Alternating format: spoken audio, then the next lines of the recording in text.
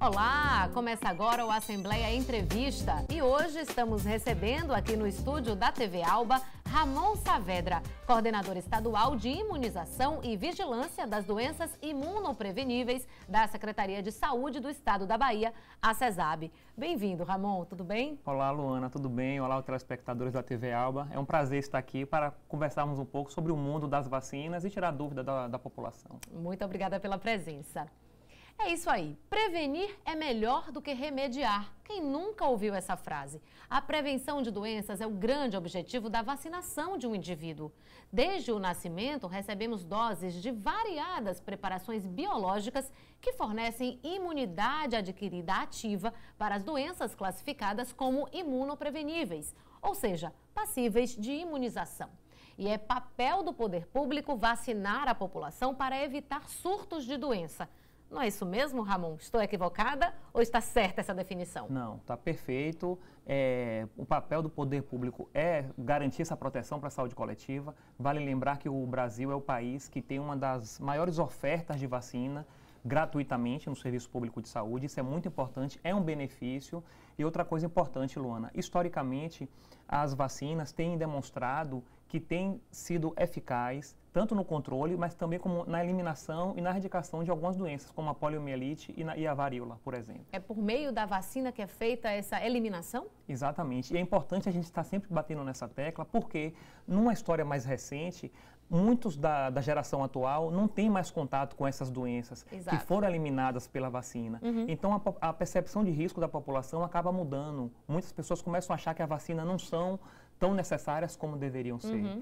A gente costuma dizer que as vacinas são vítimas do seu próprio sucesso, porque desde a década de 70 vem eliminando e controlando inúmeras doenças. Contudo, estamos numa fase em que a população não está com a mesma consciência sanitária de décadas atrás, e isso é um risco, porque abre brechas para que os vírus, como o sarampo, que é um risco atual, como a influenza, como a febre amarela, volte a circular no território. Exatamente. A gente vê isso no nosso dia a dia, né? Às vezes na família, num bate-papo informal, você vê aquela mãe que diz assim, não, nos meus filhos eu não dou vacina, isso vai influenciar no sistema imunológico dele. Às vezes falta um pouco dessa consciência. Como é que vocês, que atuam nessa área, enxergam esse tipo de pensamento de colocação?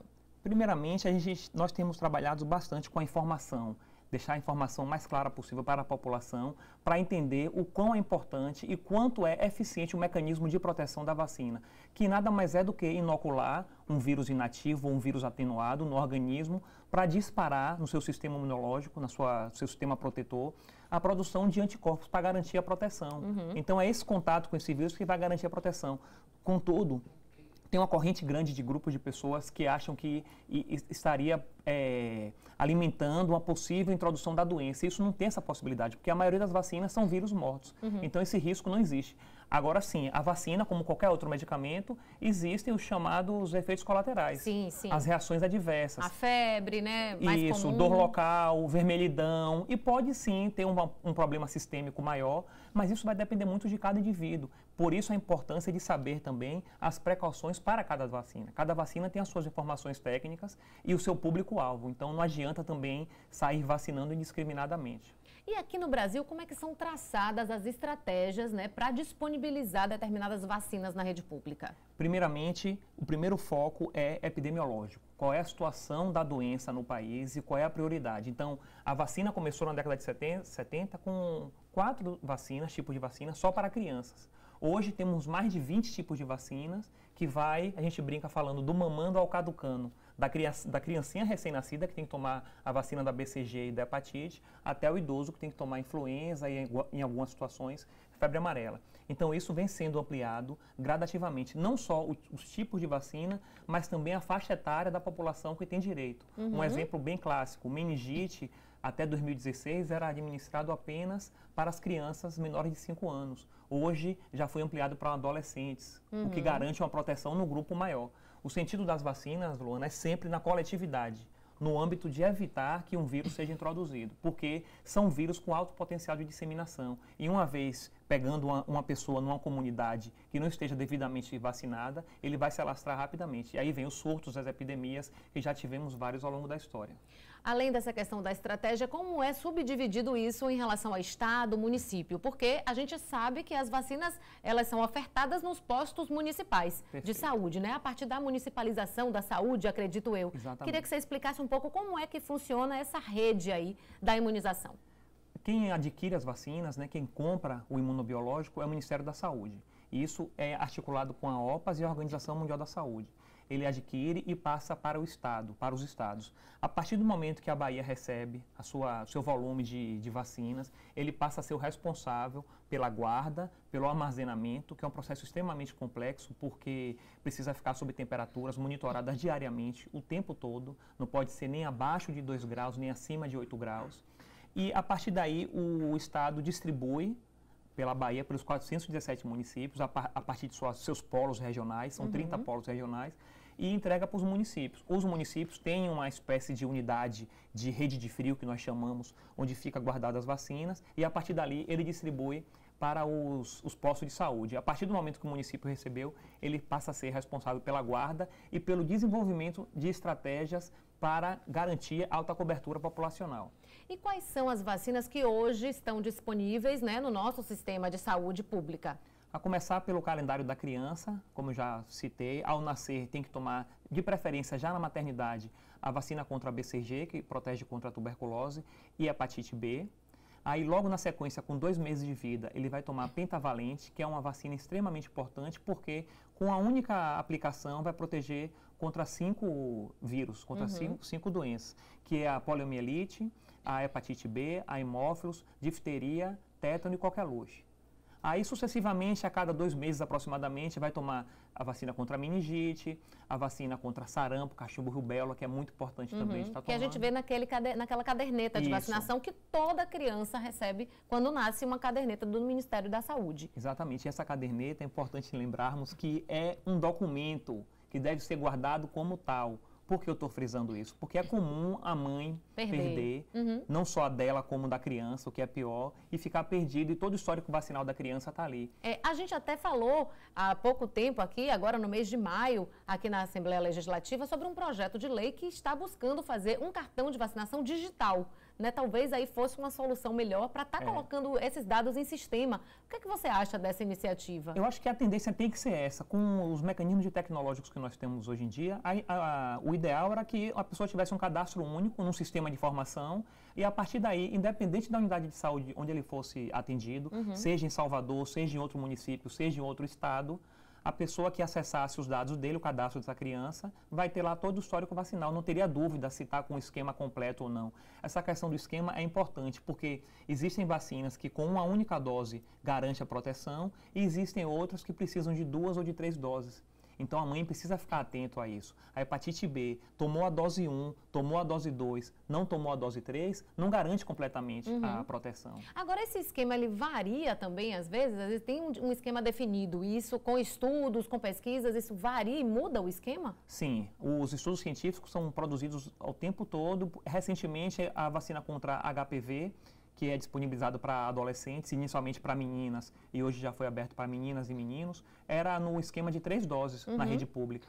E verificou-se, com estudos, obviamente, de que a proteção, o ganho entre a segunda e a terceira dose não estava valendo tanta pena de fazer um uso de uma terceira dose. Certo. Então, hoje o esquema é 2 doses. Em relação a, se eu não me engano, a dengue também, a vacina da dengue, que hoje em dia tem restrição para pessoas gestantes. A dengue ainda não está completamente no calendário público. A dengue já está disponível, já está reconhecido pela Anvisa, pela Agência de Vigilância Sanitária, como uma vacina, mas ainda está na rede particular, com exceção do estado do Paraná, que está investindo em alguns municípios de sua região que tem um número de casos maior do que os outros estados. E aqui para a Bahia, não seria interessante ter uma vacina contra a dengue? Eu queria que você falasse da dengue e da zika também. Como é que a gente está caminhando em relação à vacina contra a zika? Dengue, zika e chikungunya, as chamadas tríplices epidemias, é um problema nacional por conta da dificuldade de termos de vencer a batalha contra o vetor, que é o Aedes aegypti.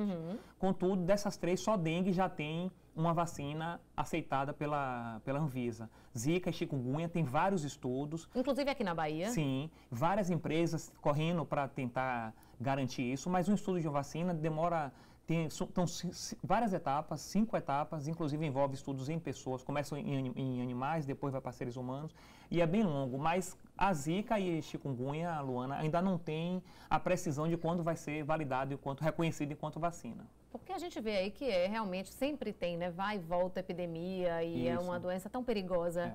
A gente Nessas viu 3 esse vacinas, caso eu da acho que, microcefalia com a Zika. no momento, a arma que nós temos é a batalha contra o vetor. Sim. E aí também precisamos ter a mobilização da população nesse sentido também. Obviamente que os serviços públicos também têm sua responsabilidade nesse controle vetorial, mas a população também precisa ficar atento a evitar, sobretudo, o foco de água parada. Água parada, a gente aproveita, né? Arruma brecha aqui para lembrar, para você não deixar aí vasinho de planta, enfim, pneus abandonados que vão armazenar água de chuva ou qualquer outro tipo de água e sim vão servir para o mosquito Aedes aegypti. Em relação à febre amarela, como é que a gente está aqui, a Bahia, em relação à vacinação contra a febre amarela? A febre amarela na Bahia, até final de 2016, era só recomendada em 45 municípios da região oeste e norte, porque historicamente tinha casos da doença. Contudo, a partir de janeiro de 2017, começou a surgir casos em Minas Gerais, em Espírito Santo, Rio de Janeiro e São Paulo. E isso nos preocupou, porque em municípios muito próximos da região sudoeste e extremo sul da Bahia.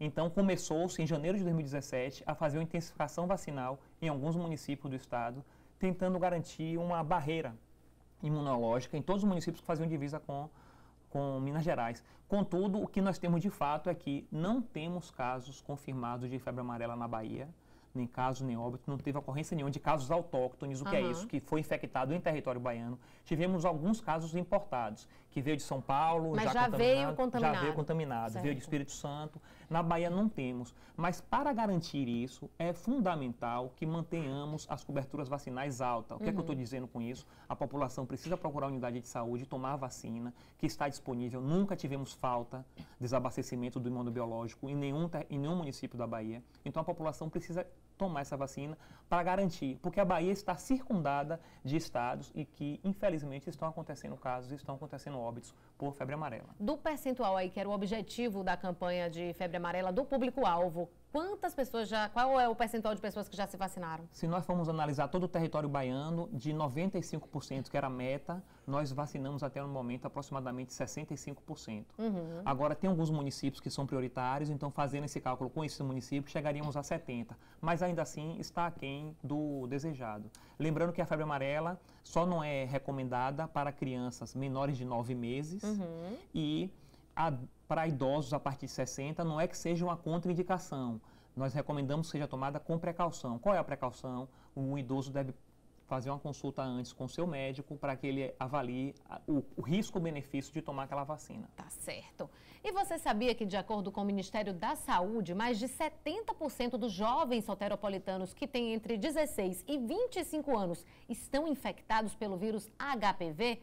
Pois é, no próximo bloco a gente vai falar sobre a vacina que combate essa doença, vamos falar ainda de gripe, H1N1 e muito mais. A gente está conversando com Ramon Saavedra, ele é coordenador do Programa Estadual de Imunização da CESAB. Não saia daí, o Assembleia Entrevista volta já.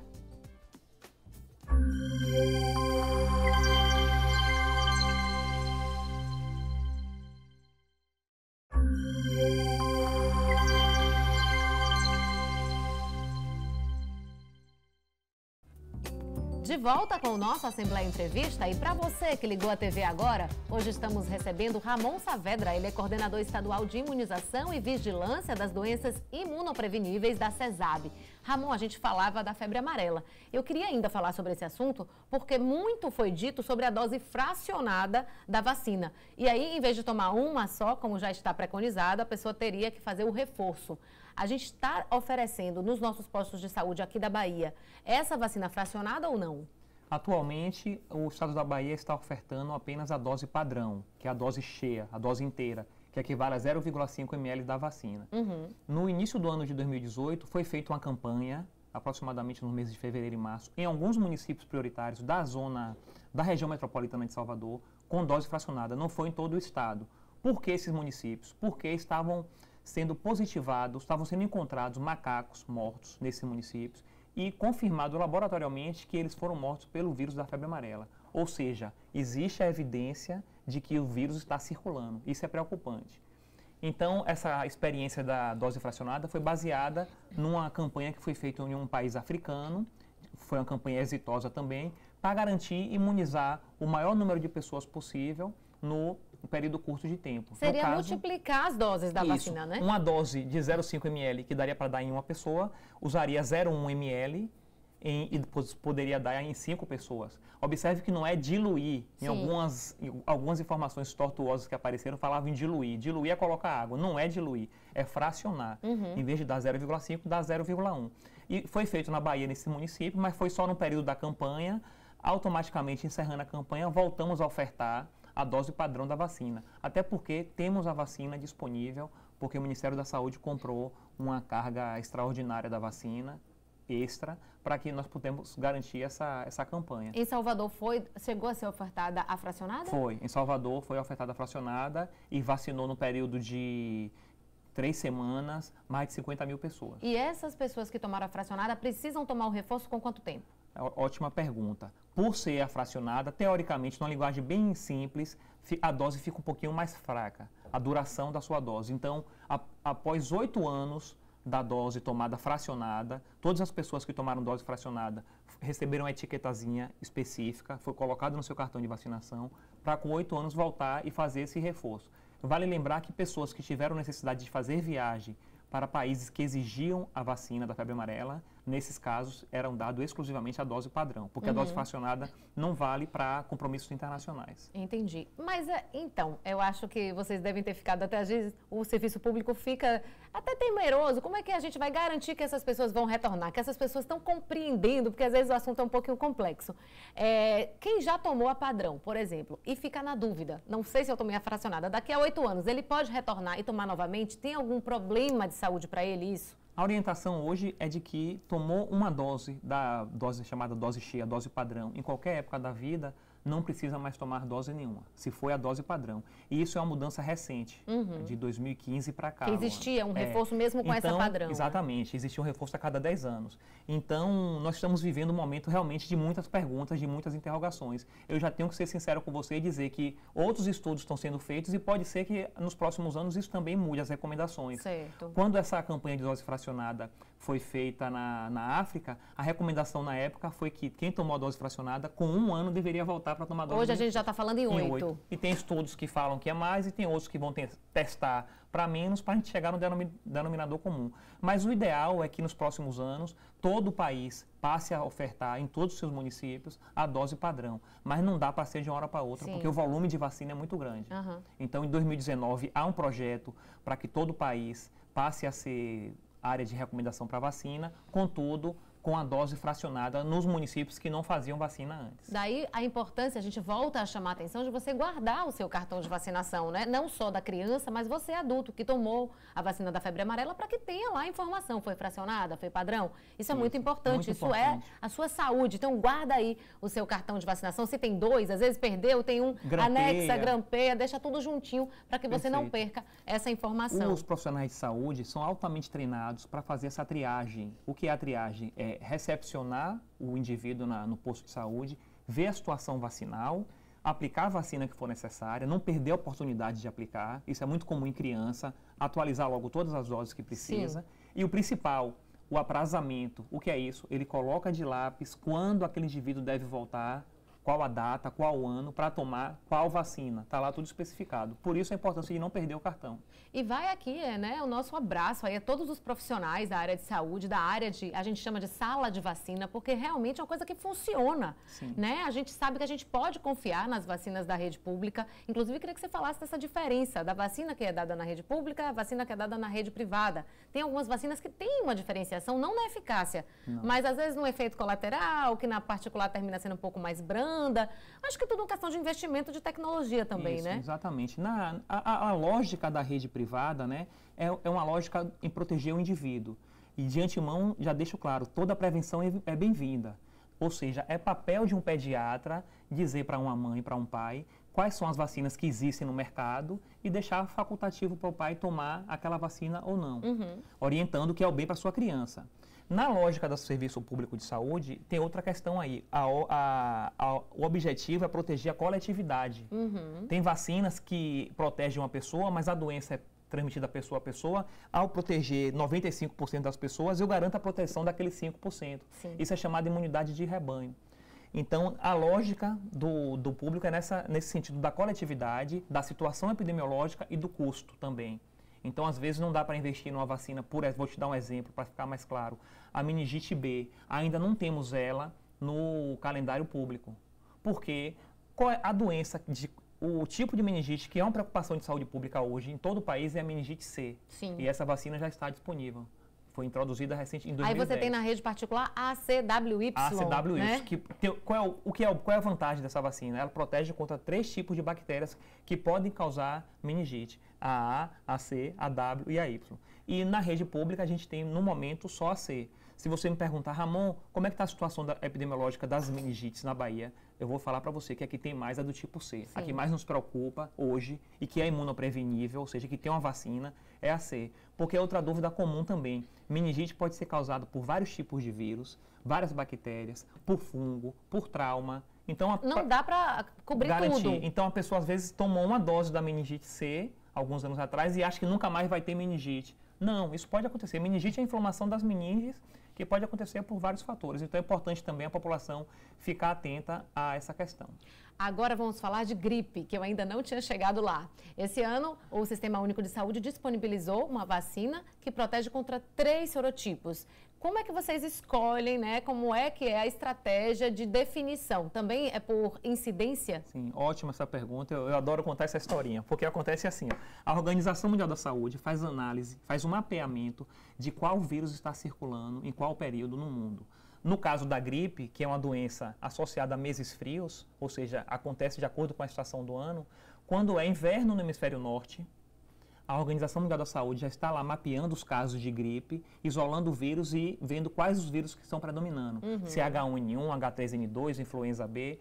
Aí, em setembro de determinado ano, ele avisa para os países do hemisfério sul, o que está circulando aqui no hemisfério norte são esses aqui. Podem começar a produzir suas vacinas para esse vírus. Que é o que vai circular. Exatamente. Provavelmente vai chegar. O vírus da influenza tem uma capacidade de mutação genética muito grande.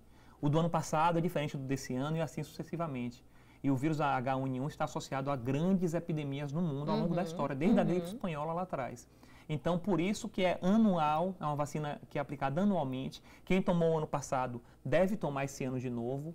E a vacina do ano passado é diferente desse ano, a composição, que é de acordo com o vírus que está circulando. Justamente por conta dessas mutações que eles vão sofrendo, Exatamente. Né? E a campanha também acontece meados de abril, início de maio, para que o indivíduo passe o inverno protegido. Porque no dia que a pessoa toma vacina contra a influenza, contra a gripe, ele passa em média de 10 a 15 dias para garantir a proteção, para as células produzirem os anticorpos protetores. Então, vai ter uma lacuna aí de 10 a 15 dias para estar protegido. Não pense que tomou hoje a vacina já está protegido. Sim, tem que agir no organismo para que ele ganhe essa imunidade adquirida. Exatamente. E outra coisa importante, pode acontecer de o indivíduo tomou a vacina e coincidentemente desenvolveu uma gripe, então, mas não isso que eu ia perguntar agora. Mas não é pelo Tomei vírus. a vacina e fiquei gripado. Muito isso é comum. muito comum. No caso da influenza, eu ainda falo de uma forma muito confortável, porque trata-se de um vírus inativo. O que é isso? Um vírus morto. É um fragmento de um vírus. Não tem condição nenhuma de disparar uma doença. Mas, como a gripe pode ser desenvolvida por vários tipos de vírus, alguns desses vírus têm vacinas, outros não, a pessoa pode ter uma síndrome gripal, que é a gripe clássica, mas pode também ter a síndrome respiratória aguda grave, que é aquela gripe que leva para o internamento. É o quadro de gripe com desconforto respiratório, com a falta de ar. Aí é preocupante. Qual é a diferença? Dá para você falar da diferença entre um resfriado ou uma gripe? O resfriado geralmente fica a sintomatologia nas vias aéreas superiores, um pouquinho de coriza, um pouquinho de dor de cabeça, espirrando. Já a gripe nem sempre tem o espirro e coriza, por incrível que pareça. Mas já entra com a dor de cabeça mais forte, com a febre de início súbito, isso aí é muito importante. Aí a gripe clássica.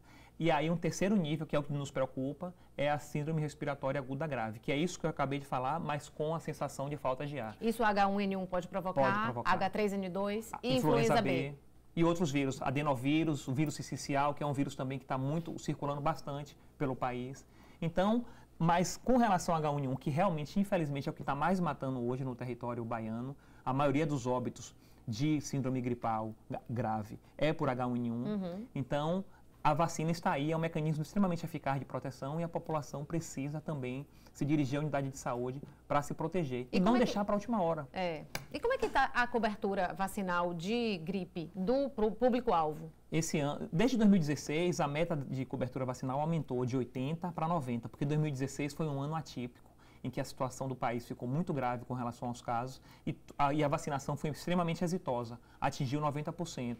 Aí, em 2017, foi a mesma meta e em 2018 também estamos mantendo essa meta de 90%.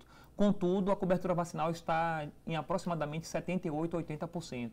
Faltam ainda aproximadamente uns 10 dias para terminar a campanha e é fundamental que a população se dirija, não deixe para cima da hora, até porque a proteção é para passar o inverno. Quanto mais tarde tomar a vacina, mais tarde vai chegar a proteção. Entendi. E os casos de H1N1 aqui no estado? H1N1, desculpa, aqui no estado. Nós temos hoje 174 casos confirmados com isolamento do vírus H1N1. Desses 174, tivemos 20 óbitos, 12 deles na capital, no município de Salvador. Vale frisar que desses 20 óbitos, 12 foram justamente naquelas ou crianças abaixo de 5 anos ou idosos acima de 60. Por que eu estou chamando a atenção para essa faixa etária? É a faixa etária que é público-alvo para tomar a vacina. Sim. Ou seja, existe um porquê da vacina ser dada prioritariamente para alguns grupos. Portadores de doenças crônicas, é importantíssimo tomar vacina. Porque, Luana, de modo geral, uma pessoa saudável, um adulto jovem saudável, foi infectado pelo vírus da gripe, ele vai cursar a doença sem maiores danos, de um modo geral. Existem exceções. Mas se tem uma criança com sua imunidade ainda em formação... Já com doença pré-existente. Com a doença pré-existente, um idoso com sua imunidade já debilitada pelo tempo natural, uma gestante que tem a mudança hormonal no seu organismo, o vírus vai ser oportunista, vai infectar e vai causar um dano maior. E aí pode gerar uma internação, pode gerar um óbito. Mas mesmo não sendo público-alvo da campanha da saúde pública, é importante também que as pessoas que puderem procurem a rede particular para tomar vacina. Como eu já falei, toda a prevenção é bem-vinda. Tá certo. No próximo bloco, a gente continua a nossa conversa com Ramon Saavedra, coordenador do Programa Estadual de Imunização. E tem as perguntas dos nossos telespectadores. Não saia daí. É rapidinho. O Assembleia Entrevista volta já.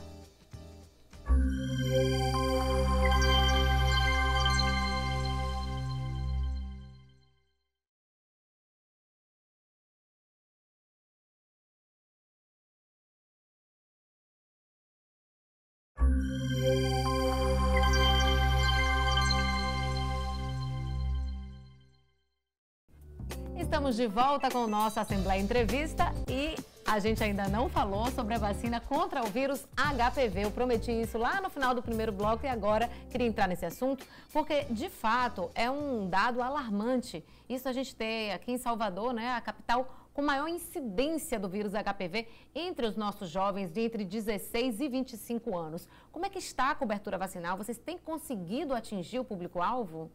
De uma maneira geral, Luana, a cobertura vacinal ainda está baixa, infelizmente. Obviamente que nas meninas está um pouquinho melhor, porque as meninas foram introduzidas no calendário primeiramente, em 2014. E já em 2016 que começou a introduzir os meninos. Mas é uma vacina direcionada para o público adolescente, primeiro para as meninas, depois para os meninos, extremamente importante. Contudo, a população, as mães de um modo geral, têm alguma resistência. Primeiro, talvez, porque não enxerguem uma proteção imediata, mas essa proteção dessa vacina hoje vai garantir, vai evitar o surgimento de cânceres lá no futuro, de colo do útero, de verrugas genitais, de pênis, de esôfago, de boca, mas é a longo prazo. Mas ainda existe um preconceito em levar o seu filho, em dizer, vamos filho, a gente vai tomar essa vacina para não ter uma doença sexualmente transmissível? Exatamente, existe muito. Primeiro que ela é ofertada a partir dos 9 anos de idade. Muitos pais acabam alegando que seria um incentivo para a iniciação precoce da vida sexual daquela criança. Isso não procede, porque temos que pensar na lógica da proteção. Lógico. Isso é um fato. Além disso, a vacina do HPV também tem o risco de eventos adversos. Em um dado momento do início da campanha, houve uma situação no município de Bertioga, em São Paulo, e que a imprensa, a mídia, publicizou isso de uma maneira muito intensa, sem, contudo, mostrar o encerramento do caso. Ou seja, após os estudos, viu-se que tinha uma associação temporal com a vacina, realmente ela tomou e depois desenvolveu algumas reações, mas não tinha uma associação de causalidade. Não foi por causa da vacina. Contudo, o que está na memória da população é mais achando que as meninas, as adolescentes que tomaram a vacina lá em São Paulo, tiveram uma reação por conta da vacina. Além disso, culturalmente, a nossa sociedade associa a vacina mais às criancinhas, menores de 5 anos. Não é comum levar um adolescente, ou até mesmo um adolescente ir sozinho para um posto de saúde para procurar vacina. Ele até vai, mas para procurar outras coisas, para pedir preservativo, mas não tem essa associação. Isso é uma barreira cultural que nós temos e estamos tentando suplantar. Muito importante a gente passar disso, né? Afinal de contas, tem vacinas até para herpes zoster, por exemplo, que é uma vacina que já se dá para uma população idosa, né? Sim, e são vacinas extremamente caras, muitas delas, e disponíveis no Serviço Público de Saúde. Pois é. E agora a gente vai passar a fazer as perguntas dos nossos telespectadores. Essas perguntas foram enviadas por meio das nossas redes sociais e também pelo nosso e-mail tvalba@fpjba.org.br. Eu vou começar com a pergunta do Henrique Pereira. Ele escreve para a gente lá de Lençóis e pergunta: a meta da quantidade de pessoas vacinadas contra a febre amarela foi atingida? Excelente pergunta, nós já falamos sobre isso aqui mais cedo. É importante frisar que a vacinação é contínua, então nós monitoramos essa meta em tempo real, diariamente. Contudo, na Bahia, como eu já frisei, está aquém do desejado. Precisamos intensificar, estamos fazendo reuniões e bolando estratégias junto com municípios para tentar atingir essa meta num intervalo de tempo mínimo possível. Aproveitando aqui a pergunta sobre a febre amarela, porque a gente não falou sobre isso anteriormente, por favor, não matem macacos, não é, Ramon? Bem lembrado, Luana. Nós ouvimos vários comentários de que a população estava entendendo erroneamente de que o macaco transmitiria a doença. Macaco não transmite febre amarela. Macaco é tão vítima quanto nós e nos ajuda muito, porque são eles que sinalizam de que o vírus está chegando. Então, a partir do momento da circulação viral, eu consigo traçar estratégias para aquele local. Teve macaco morto na região florestal de um município. Coleta-se o macaco, faz o exame laboratorial, confirmou febre amarela, já vai uma equipe fazer vacinação. Então, eles nos ajudam, por favor. Mas se o macaco está lá, não tem doença e morre assassinado, você acredita que aí realmente fica difícil. Em alguns municípios aconteceu da população colocar veneno em banana e oferecer para o macaco morrer, para matar o macaco. É muito difícil. Eu imagino quanto que deve ser difícil traçar estratégia no Serviço Público de Saúde, porque a gente tem uma população muito grande e que é difícil, às vezes, compreender determinadas situações, mas a gente faz aqui um exercício da educação e do falar didático, para que todo mundo possa entender o que a gente quer dizer. A Luana, minha xará, Luana Diniz, da Cidade Baixa, aqui em Salvador, ela pergunta: os números de casos de H1N1 no estado aumentaram com relação ao ano passado? Obrigado pela pergunta, Luana. Sim, com relação ao ano passado, aumentaram sim. O vírus H1N1 tem uma plasticidade genética muito grande. Nós sabemos que é uma doença sazonal, e isso é uma informação boa. Nós sabemos quais são os meses que já é esperado o aumento de casos. Contudo, a carga que essa doença vem, nós nunca temos a precisão. Para dar um exemplo, o ano passado tivemos só 2 casos de H1N1 na Bahia. Tivemos mais H3N2 do que H1N1. Esse ano, como eu já falei, 174 casos com 20 óbitos. Com a disponibilização da vacina atualizada da mesma forma. Exatamente. Todas as estratégias desenvolvidas da mesma forma, que é as estratégias de vigilância. Fazer vigilância é monitorar a doença diariamente.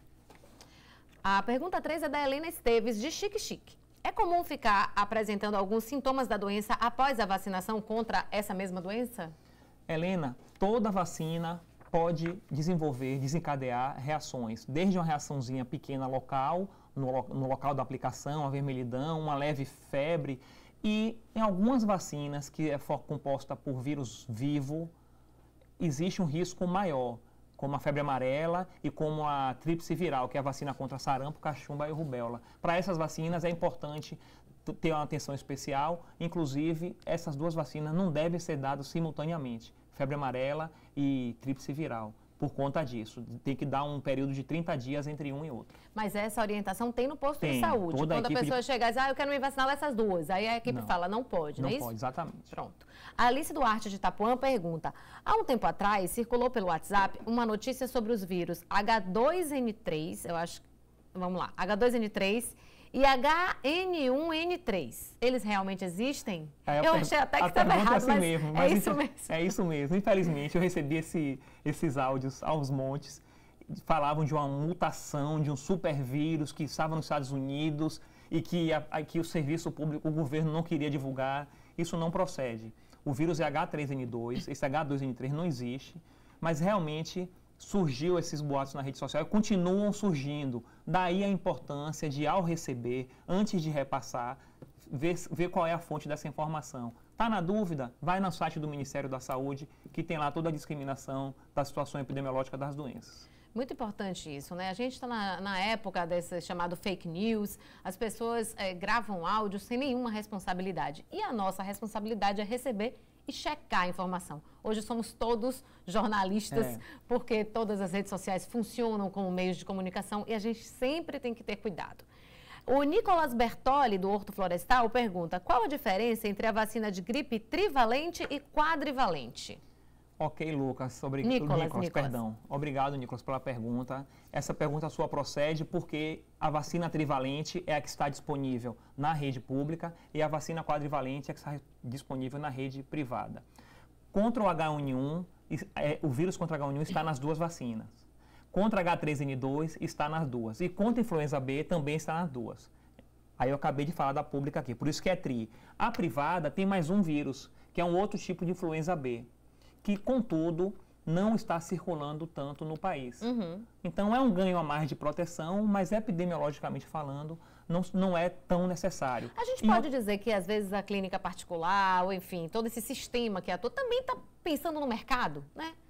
Tem isso também. Pensando em ter alguma vacina um pouco mais atrativa para o consumidor? A quadrivalente é mais cara, porque dá protege para um vírus mais. a mais, teoricamente. Mas a trivalente, tomando a dose da trivalente, eu posso dizer para você que tem a proteção de 99,9% de proteção. A quadrivalente tem esse ganho, é importante que a população saiba, se está numa clínica privada, é importante que saiba que tem, e é facultativo do indivíduo fazer essa opção. Mas, epidemiologicamente falando, eu não me preocuparia com esse quarto vírus que está na quadrivalente, não acharia necessário. Vamos lá. É porque também o serviço público pensa no cidadão, né? E a área privada pensa no consumidor. Isso é comum, isso é normal, faz parte. Pietro Queiroz, da Federação. Como é possível diferenciar a HN1 da H3N2? Pietro, você não vai conseguir fazer essa diferenciação, porque vai desenvolver tipos de doença, de gripe, de síndrome gripal, e a variação dos sintomas pode ser tanto para uma quanto para outra. Mas para o estudo da saúde na população, é importante nós sabermos quais são os vírus que estão circulando. Então, isso é a informação mais importante para o Serviço Público de Saúde, para eu poder chegar aqui e falar que em 2018 H1N1 está matando mais do que H3N2. Em 2017 tivemos mais H3N2 do que H1N1. Isso é importante porque, como já falamos em outro bloco, vai disparar a produção de vacina para aquele público. Mas tem algum exame? Por exemplo, se a pessoa está gripada, ela pode fazer um exame para saber qual é o tipo de vírus que ela está? Uma triagem viral? Pode. Ela vai fazer uma coleta com um suave, que é um cotonete gigante, da naso e orofaringe, passando, e vai fazer um isolamento viral. Qualquer laboratório faz isso, para ver qual foi o vírus. Pode ser H1N1, pode ser H3N2, pode ser adenovírus, influenza B, e os sintomas do paciente pode ter sido o mesmo, não vai mudar. E o tratamento muda? Não, para a influenza, para os vírus de influenza, não. O tratamento é a medicação chamada popularmente como Tamiflu, que é uma medicação extremamente eficaz no tratamento, se for introduzida no tratamento oportunamente. O que é isso? Com até 48 horas após os primeiros sintomas. Então, é importante procurar o serviço de saúde logo, não se automedicar, para saber, de fato, o que tem e tratar certinho. Vamos terminando aqui. A Liz Cadori, do Costa Azul, pergunta: a vacina da gripe protege 100%? Você acabou de falar. Isso, Liz. Eu gosto de falar que protege contra 99,9999 reticências por cento.